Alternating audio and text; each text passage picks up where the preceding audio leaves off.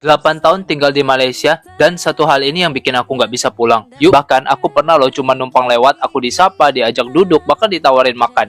Di sini tuh baiknya bukan sekedar basa-basi, tapi emang karena Ada sungai di tengah mall. Hai kawan-kawan, hari Gua nggak tahan lihat berita ini. Katanya data pribadi kita akan ditransfer ke Amerika. Jadi Amerika yang akan handle data pribadi orang Indonesia. Dan di Last few years, I've been able to travel all around the world and have finally just finished visiting 100 countries. This is your favorite country in the world? And I always have one answer: Malaysia. Well, I've been thinking about you. And I think I have to listen. Because... Oh halo, hai semuanya. Apa kabar teman-teman? Jumpa lagi ya bersama Sari di channel ini. Sari doakan dimanapun kalian berada tetap diberikan kesehatan ya, diberikan semangat, dipermudahkan segala urusannya ya, amin. Oke, nah di video kali ini saya terjumpa ya, katanya memang betul yang dikatakan orang kalau sudah datang ke Malaysia ini takutnya tak mau balik.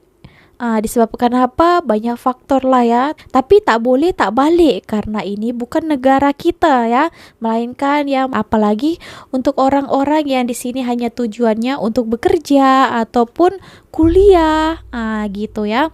Oke, di sini ada katanya 8 tahun tinggal di Malaysia ini, dan satu hal ini yang bikin aku nggak bisa pulang. Apa hal itu? Kenapa tak bisa pulang pula kan? Oke, so mari kita dengarkan apa yang dikatakannya. Langsung saja, cium. 8 tahun tinggal di Malaysia, dan satu hal ini yang bikin aku nggak bisa pulang. Yuk, aku ceritain ke kamu. Ngomongin soal warga lokal, orang-orang di sini tuh ramanya beda banget loh. Warga Melayu yang murah senyum, sopan, dan respect banget. Selama aku tinggal di sini, aku tuh nggak pernah ngalamin kejadian buruk yang nggak enak.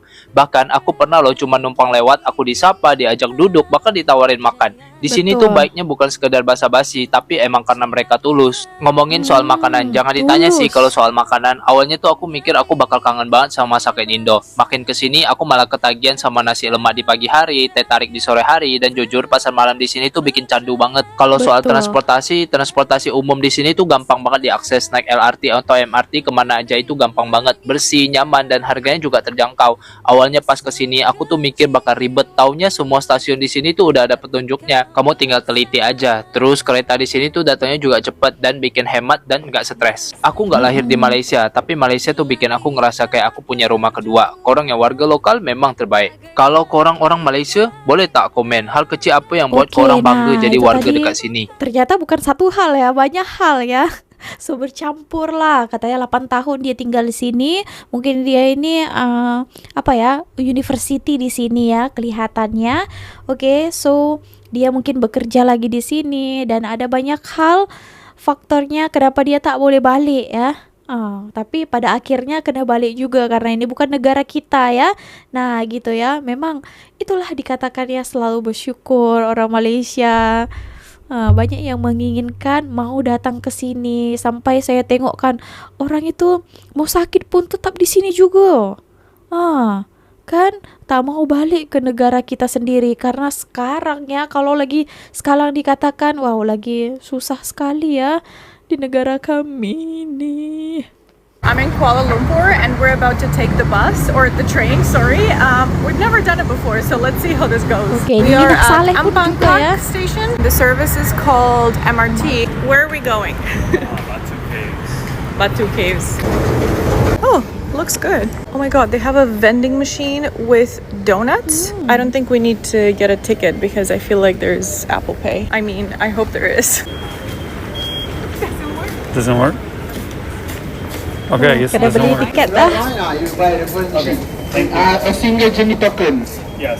You And then letak scan it. Kampung Batu, yes. Thank you. Thank you. Kena Okay, so beli our juga. Apple Pay did not work, so we have to go get a little pass. Okay, we are back here. Kena token, beli token. It's not working. Okay, a different machine has this active. Kena beli tiket juga. Apple Pay ya. The tap worked here. Oh my god, we got tokens. Interesting. Whoa, can we win something? Take 2 with a token. Yay! I think that cost about $2, less than $2 for both of us. $2 Canadian. Kampung Batu. Okay, we're going down again. So cute. Everybody's going to work. It's 7:45, by the way. It's like early in the morning. Okay, so the train just left. But does it say Tertinggal ya. how long till the next one? Okay, so next train is in 4 minutes and then in 8 minutes.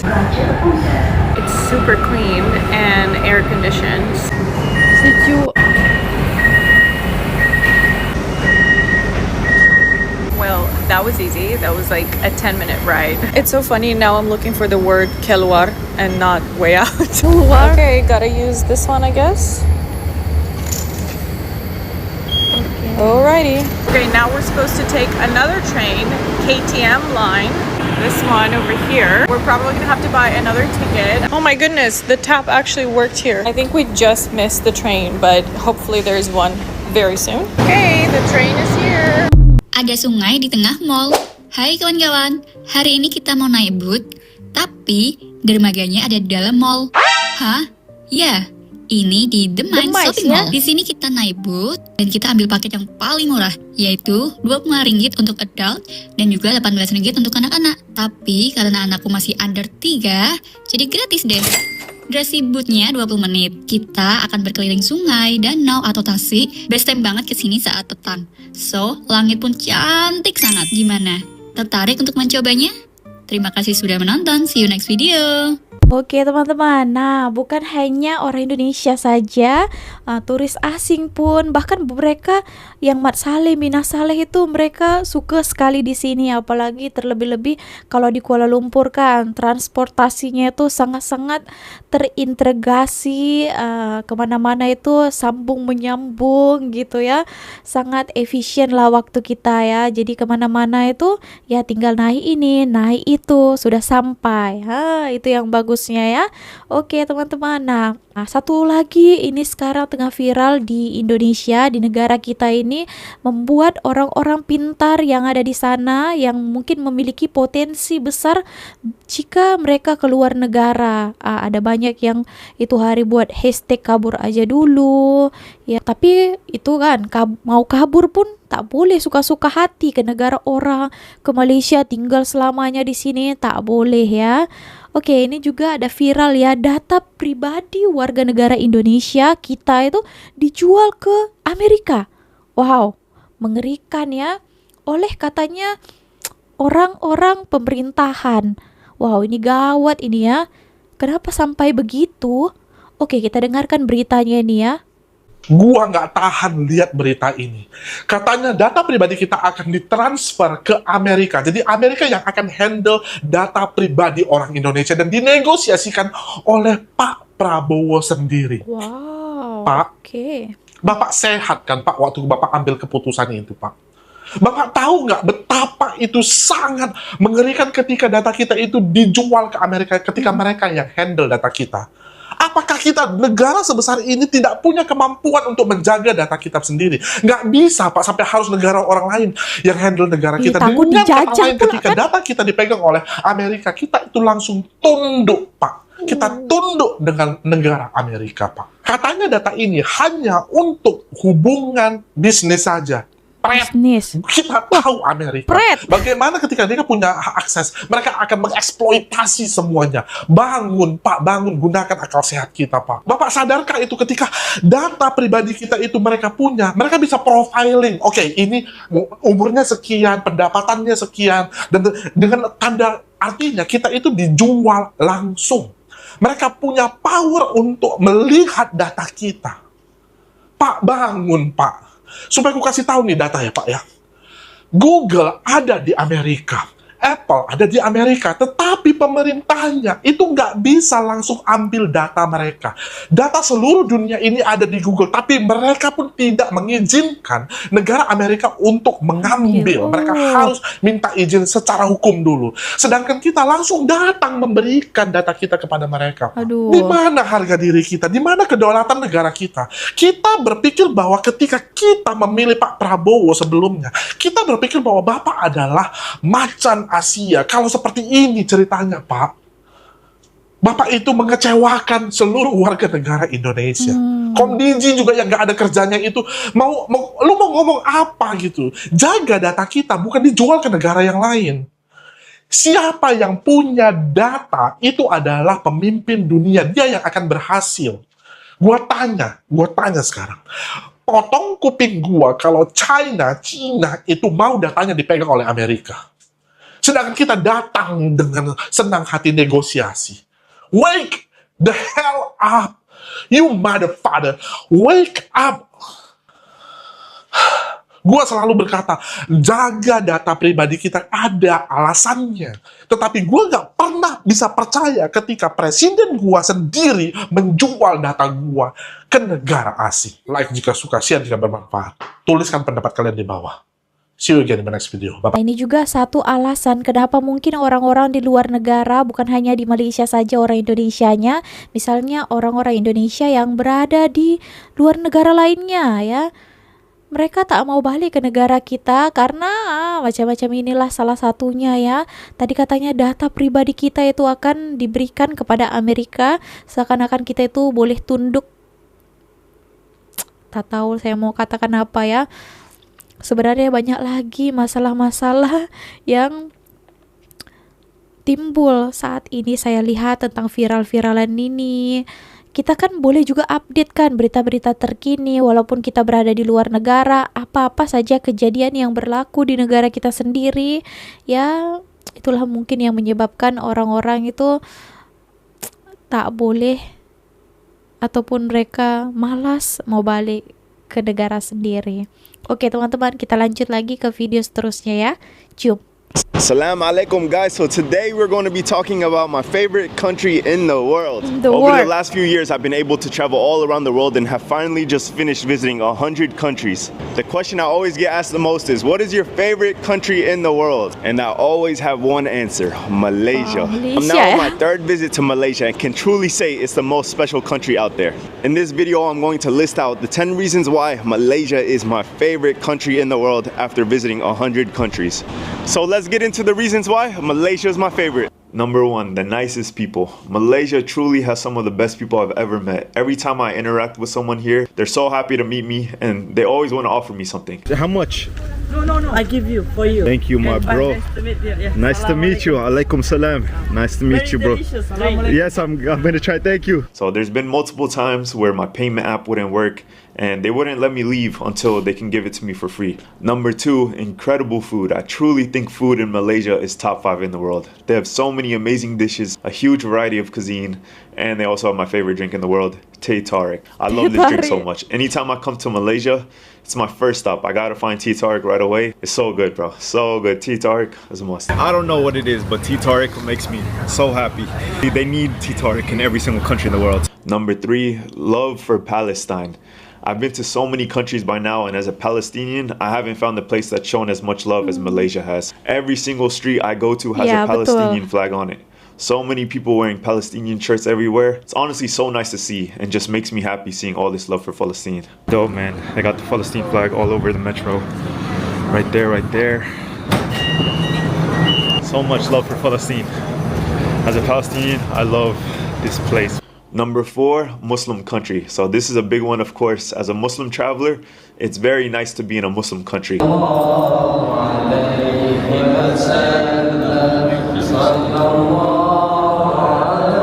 You can find incredible halal food everywhere, and almost every corner has a mosque, so it's very easy to do my 5 prayers a day. Number 5, the mosques in Malaysia.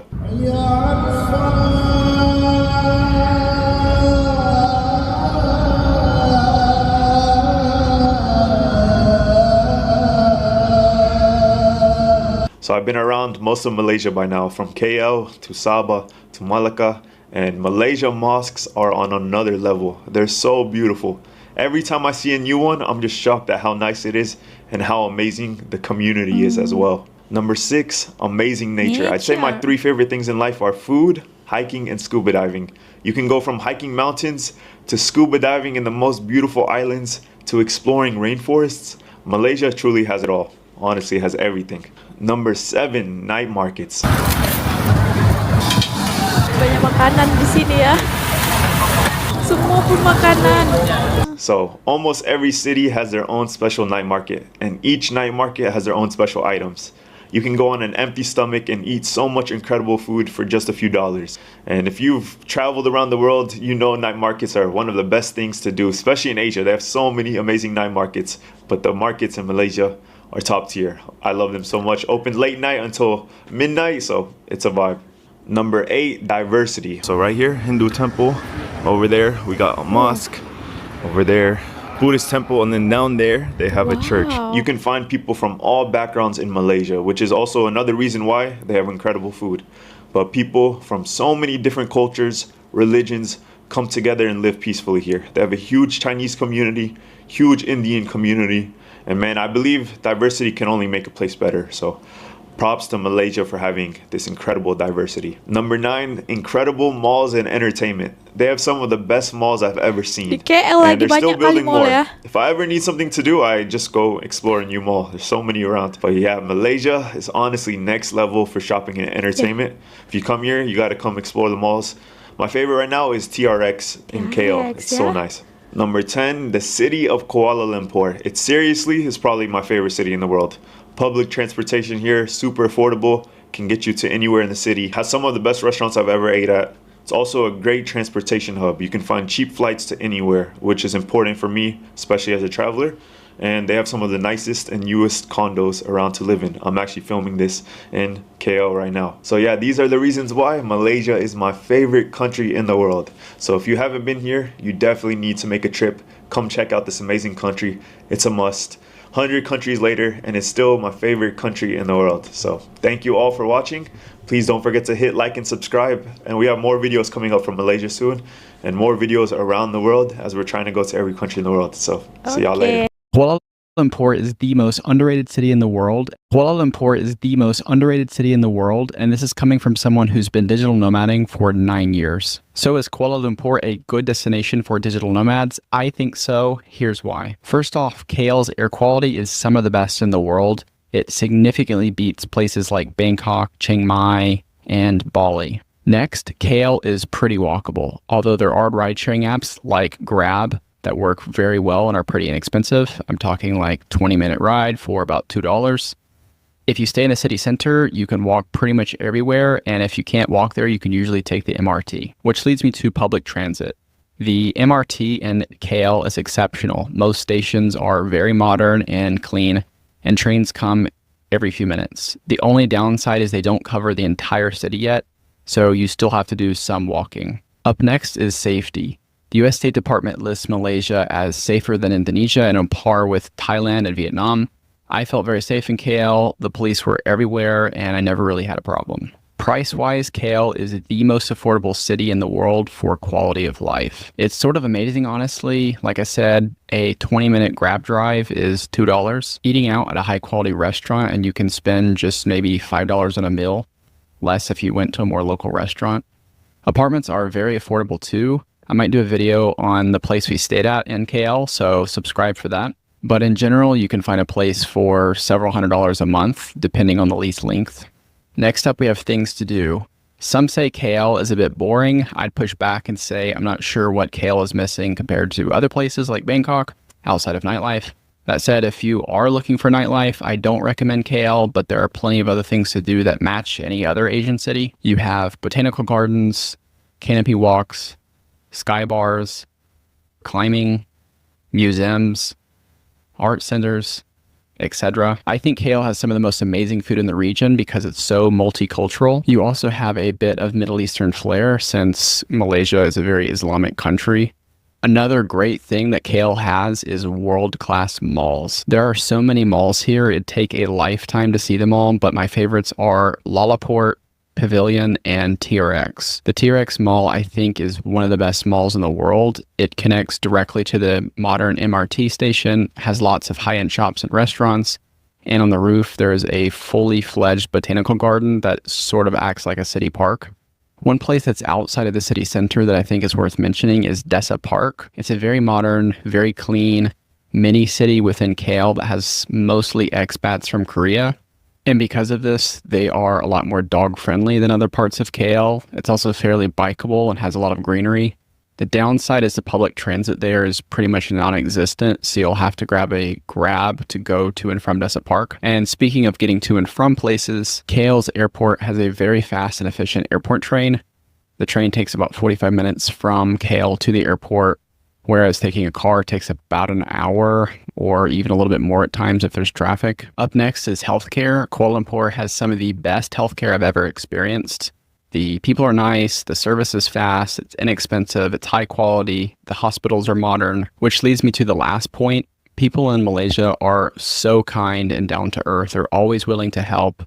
And if I had to rank countries based off of personalities, I would put Malaysia as number 1. If you found this content valuable, give it a like and subscribe to follow me as I travel around the world. I'm on my 9th year of digital nomading while I buy and build businesses that help fund my lifestyle. Good job! Oke, nah tadi tuh 8 tahun tinggal Malaysia. Nah, kalau ini dia katanya dia dari 100, ada berpuluhan negara yang sudah dia datangi, tapi adalah Malaysia yang menjadi favorit negara yang dia kunjungi. Tadi dia ceritakan, dia ulas 10 sebabnya dan mungkin banyak lagi lainnya, tapi hanya 10 yang dia pilih, dia bagi tahu ya. Kenapa? Sebab dia rasa Malaysia adalah favorit country-nya. Ada banyak ya tentang orang-orangnya, tentang negaranya, makanan ya. Apalagi dia adalah seorang muslim.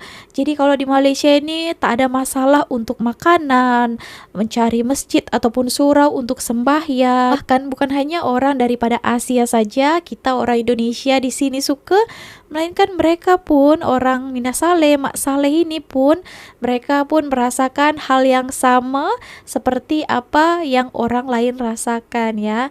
Oke teman-teman, jadi kalau kalian yang sudah ada di Malaysia ini, baik kalian yang sudah bekerja ataupun macam saya inilah ya, yang sudah berkawin dengan warga negara Malaysia dan mempunyai anak di sini, kami pun sangat-sangat bersyukur. Jadi, kalau kalian sudah di sini, jangan buat hal, ikuti peraturan, undang-undang yang berlaku di negara ini, karena mereka pun tak minta lebih apa-apa. Janji kita harus hormati juga negara, peraturan undang-undangnya, dan juga kalau boleh orang-orangnya juga ya teman-teman. Jangan sampai kita sudah dibagi kenikmatan berada di sini, kalian itu besar kepala, menginjak kepala, bukan injak secara langsung, tapi dengan cara kalian memburuk-burukan di media sosial, ataupun ketika kalian balik ke negara kita asal, kita buruk-burukan. So, segitu aja video kali ini. Terima kasih telah menonton. See you on my next video with me, Misari.